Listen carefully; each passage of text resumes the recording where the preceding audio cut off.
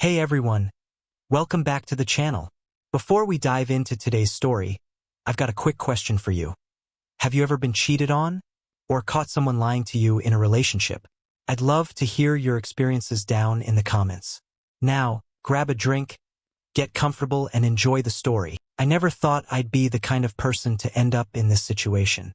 Honestly, if someone had told me a year ago that my best friend would try to steal my boyfriend right from under me, I would have laughed in their face. I always believed betrayal came from strangers, maybe acquaintances, but never from the person who's supposed to be your sister in everything but blood. My name's Emily. I'm 22, and I've been dating my boyfriend, Matthew, for about a year and a half now. Let me paint the picture. Matthew is tall, 6'3", athletic, built like the kind of guy who just walks into a room and steals everyone's attention without even trying. He has this smile that makes people instantly comfortable, but at the same time, women can't help but notice him. Honestly, I've always been proud to be his girlfriend, even if sometimes I had to deal with other women throwing themselves at him. It wasn't new. It wasn't shocking, but I trusted him. And then there was Tiffany, my best friend, or the girl I thought was my best friend. We'd been close for years, through breakups, family drama, late-night talks that ended with us crying or laughing until our stomachs hurt. She'd always been there for me, and I'd always been there for her. If there was anyone I thought I could trust with my life, and with my heart, it was her. Things between me and Matthew were great. So great, in fact, that a month into dating, I introduced him to Tiffany. I wanted her approval, her thoughts, and at first she seemed happy for me. She smiled, told me I'd finally found someone who treated me right. And for the most part, I believed her. But now, looking back, I remember the way her eyes lingered on him. The way she laughed a little too hard at his jokes. The way she touched his arm when she didn't need to. At the time, I brushed it off. That's just Tiffany, I thought. She's affectionate. She's flirty with everyone. But now I can't stop replaying every little thing I missed. You see, Matthew and I had always had a good sex life. More than good, actually. But like a lot of couples, we thought about spicing it up. We started tossing around the idea of a threesome. It wasn't something we rushed into. We joked about it at first, teased each other, but eventually, it became more of a serious conversation. And it was Matthew who said it first. If we were going to do it, it should be 2 women and 1 man. At the time, I laughed it off, but he wasn't wrong. Matthew has stamina. I mean, real stamina. The kind that made me wonder sometimes if he was even human. We thought about how it could work. Should we find a stranger? Should we hire someone? But in the end, we both agreed it would be better if it was someone we knew.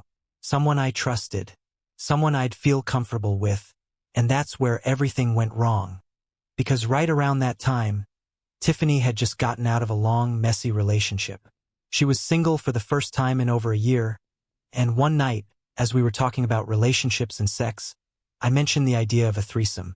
At first, it was casual. Just me sharing something funny about me and Matthew. But Tiffany's reaction, God, I should have noticed it then. Her eyes lit up. She practically leaned forward, almost too eager, and said, "Oh, I've done threesomes before. I'm experienced in that. I know exactly how to make it fun." Her voice was light, teasing, but there was this edge underneath. A hunger I didn't see at the time. Back then, I thought, perfect. Who better than my best friend? Who just said she's experienced? Who I can trust completely. But what I didn't realize was that I was handing her exactly what she wanted. After Tiffany admitted she was experienced with threesomes, I thought it was just a casual comment. But from that moment on, something in her completely shifted. She wouldn't stop talking about it. Every single day, my phone buzzed with her messages. "So, when are we doing it? Did you ask Matthew yet? Come on, this will be so much fun." At first, I brushed it off, laughed it away like it was just Tiffany being over the top. But then Matthew brought it up. We were lying on his bed one evening, his arm heavy and warm around me, when he sighed and said, "So, why is Tiffany messaging me about this threesome?" My heart sank. "She's messaging you directly?" He nodded, showing me his phone. A couple of her texts lit up the screen. filled with winky faces and questions about when it would happen. My stomach twisted. I hadn't even asked him yet if he was okay with Tiffany being the third, and here she was already bombarding him. I tried to explain it away. She's just excited. I didn't think she'd actually bother you about it.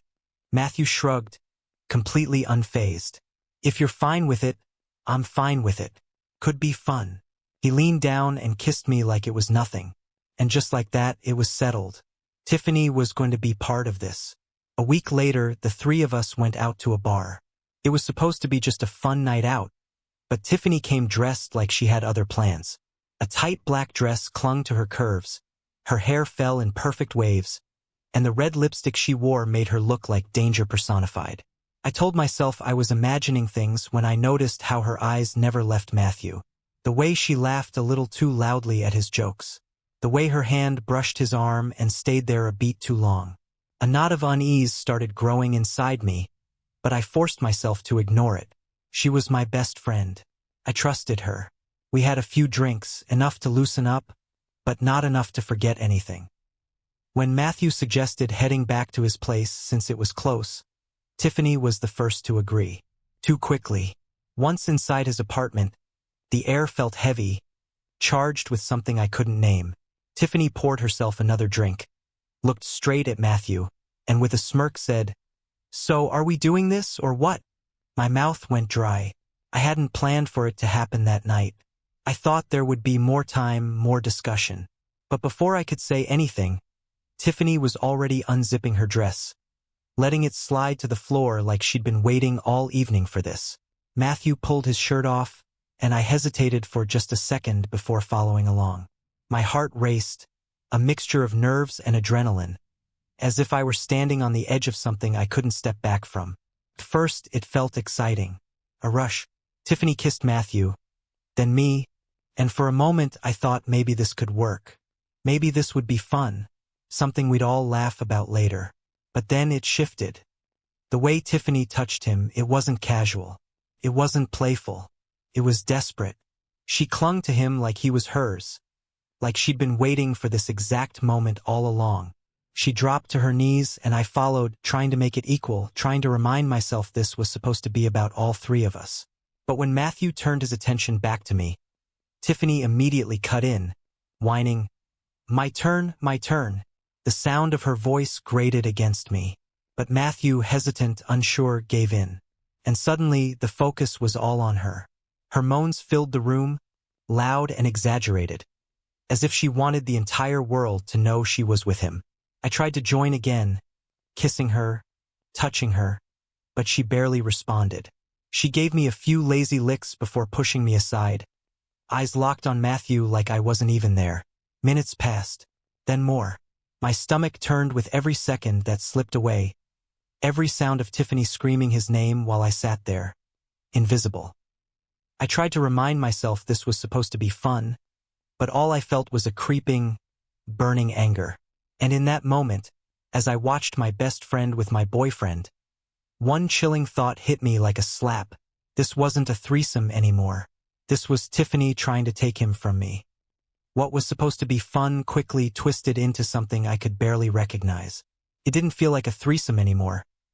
It felt like I was watching my boyfriend cheat on me right in front of my eyes, and the person he was doing it with was my best friend. At first, I tried to be patient. I told myself this was new, that Tiffany was just excited, that it would balance out. But it never did. Every time Matthew shifted toward me, she clung to him like her life depended on it. Every time I tried to get involved, she pushed me aside. The breaking point came when I moved over her, trying to remind her that this was supposed to go both ways. I straddled her face, expecting her to return the same effort I gave her earlier. But instead of touching me, instead of even pretending to care, she actually shoved me away and snapped, "Not now. Wait your turn. Wait my turn. For my own boyfriend?" The word stung worse than anything. I sat there, stunned, my chest burning with anger and humiliation. Matthew was mine, our relationship was mine, and yet here I was, reduced to an outsider in my own bedroom fantasy. Tiffany's moans filled the room, high-pitched, over the top, almost performative. She wasn't just enjoying herself. She was making sure I heard every second of it. She wanted me to know exactly how much she loved being with him. Minutes turned into 15. 15 into 30. My body sat still, but my mind was screaming. This wasn't fun anymore. This wasn't what I signed up for. Finally, I whispered our safe word. Apple. The second the word left my lips, Matthew froze. He stopped, pulled back, and looked at me with wide eyes. He knew what it meant. He knew I was done. But Tiffany? She didn't stop. She wrapped her arms around him, begging like a child who couldn't handle the word, no. Come on, Matthew. Just a little more. Please. Don't stop now. The desperation in her voice made my stomach turn. And what made it worse was the way Matthew hesitated. For a second, I thought he might actually give in to her, even after I'd said the word that was supposed to end everything. That moment broke something in me. I stormed out of the room, my hands shaking, and went to the kitchen just to breathe. I filled a glass of water, trying to swallow the lump in my throat, but no amount of cold water could wash away the bitterness burning inside me. When I walked back in, it was like nothing had changed. They were still wrapped up in each other, like my presence didn't matter, like I wasn't even part of the equation anymore. That was it. I couldn't take another second. Enough! I snapped, louder than I intended. My voice cut through their moans like glass shattering. Matthew pulled away instantly, sweat dripping down his face, his chest heaving. Tiffany sat there, glaring at me like I had just stolen something from her. But I didn't care. I wasn't going to let her steal my boyfriend right in front of me. The next morning, my phone buzzed with a message from her. Last night was incredible. Let's do it again tonight. I stared at the screen in disbelief. After everything, she actually had the audacity to act like it was just fun. I typed back a sharp reply. No, it was a one-time thing. But Tiffany didn't stop. For days, she hounded me, pushing, insisting, begging. Matthew loved it. Don't be selfish, Em. We should make this a regular thing. Every message felt like another knife in my back. When I finally confronted Matthew about it, his response left me cold. He admitted he saw how Tiffany was acting. He admitted he knew I was upset. But when I asked him why he kept going back to her instead of me, his answer made me want to scream. She was begging, Em. I didn't know how to say no. That was the moment I realized. This wasn't just Tiffany being too eager. This was her trying to take him from me. And Matthew? He was too weak to see it. For a week, Tiffany kept pushing me like a broken record. Every day it was the same messages. When are we doing it again? Last time was amazing. Don't pretend it wasn't. Matthew clearly enjoyed it. At first, I kept replying with short, firm answers. No, it was a one-time thing. Stop asking. But she wouldn't take no for an answer. And the more she insisted, the angrier I became. It wasn't just about the threesome anymore. It was about respect, about her complete lack of it. She was acting like my relationship was some game she could insert herself into whenever she wanted. One night, I was sitting with Matthew on his couch trying to unwind when I couldn't hold it in anymore. I don't get it, I said quietly, staring at my hands. Why didn't you stop sooner that night? Why did you keep going back to her when I was right there? He rubbed the back of his neck, looking guilty. I don't know, Em. She was begging. I didn't know how to say no. That answer cut deep. I wanted to scream. You say no because you're my boyfriend, not hers. But the words stuck in my throat. Instead, I just nodded, pretending to accept it, even though inside I was crumbling. But Tiffany wasn't done. The very next night, as I was drifting off to sleep at Matthew's place, something woke me up. A faint buzz from his phone on the nightstand. Normally, I don't go through his messages. I hate snooping.